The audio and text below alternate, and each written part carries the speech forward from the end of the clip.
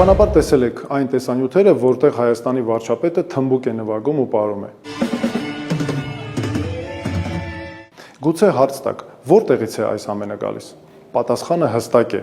Վարչապետը շատ վատ ցուցանիշներ ունի երիտասարդ ընտրողների շրջանում հանրային հարցումների համաձայն։ Եվ նաև նա այս կերպ պատասխանում է երիտասարդների հետ աշխատանքի մեր շատ հաջողված քայլերին։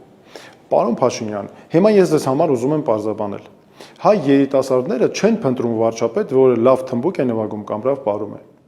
Նրանք ուզում են առաջնորդ, որով կարող են հպարտանալ։ Առաջնորդ, որը չի ասում, թե պարտությունը հաղթանակ է։ Առաջնորդ, որը հասկանում է, որ խաղաղություն հնարավոր է միայն ուժի եւ արդարության պայմաններում։ Առաջնորդ, որը վերջ կդնի իր երկրի շարունակական նվաստացմանը։ Եվ ամենակարևորը առաջնորդ, որը չի ստանում հրամաններ օտար բռնապետերից։ Իմ ուղերձը երիտասարդ ընտրողներին հետևյալն է։